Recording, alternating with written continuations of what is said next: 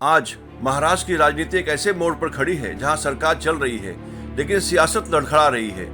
अजीत दादा नहीं रहे और उनके साथ ही महाराष्ट्र की राजनीति का एक मजबूत स्तंभ ढह गया।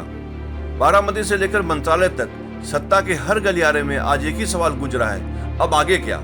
राज्य में ट्रिपल इंजन सरकार कायम है। बीजेपी के 132, शिंदे गुट के 57 और अजीत गुट के 41 विधायक।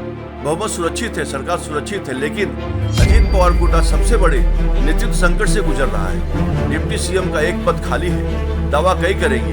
छगन भुजबल जैसे नेता खुलकर आगे आ सकते हैं, लेकिन सर्वमान्य चेहरा कोई नहीं। और यही वह दरार है जहाँ से टूट फूट शुरू होती है। राजनीति में सवाल सिर्फ पद का नहीं होता, वजूद का होता है। क्या अजीत पवार की एनसीपी महायुति में बनी रहेगी या अंदरूनी संघर्ष उसे कमजोर कर देगा? एक और बड़ी संभावना, क्या शरद पवार अजीत पवार गुट फिर एक होंगे? अगर हुए तो नेतृत्व किसके हाथ में होगा? 3 नाम, सुप्रिया सुले, सुनेत्रा पवार और पार्थ पवार। सुप्रिया सुले शरद पवार गुट की चेहरा, सांसद, राज्यसभा सांसद, अजीत दादा की राजनीतिक विरासत की सबसे मजबूत दावेदार। पार्थ पवार युवा है लेकिन सियासी जमीन अभी तैयार नहीं। इन 3 चेहरों के बीच संतुलन आसान नहीं, इसलिए फिलहाल संकेत यही है, अजीत गुट का अस्तित्व बना रहेगा और तत्कालिक समाधान के तौर पर सुनेत्रा पवार को नेतृत्व सौंपा जा सकता है। लेकिन इस पूरे घटनाक्रम में सबसे ज्यादा फायदा किसे?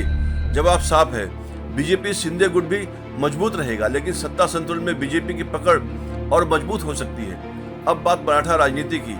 अजीत पवार मराठा राजनीति का बड़ा संतुलन कारक थे। उनके जाने से मराठा नेतृत्व और ज्यादा बिखर सकता है। मराठा आरक्षण आंदोलन, जिस पर अब तक नियंत्रण था, वह फिर उग्र हो सकता है और इसका सीधा टकराव होगा ओबीसी नेतृत्व से, जिसका चेहरा छगन भुजबल है।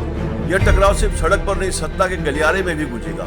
और अब आखिरी लेकिन सबसे अहम मोर्चा, सहकारिता और चीनी लॉबी।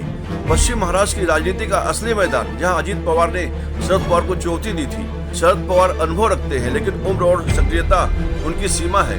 यहीं से बीजेपी को मौका मिलेगा। अगर बीजेपी ने सहकारिता में पैर जमाए तो पश्चिम महाराष्ट्र का सियासी नक्शा बदल सकता है और यही वह बिंदु होगा जहां मराठा राजनीति और बीजेपी आमने सामने होगी।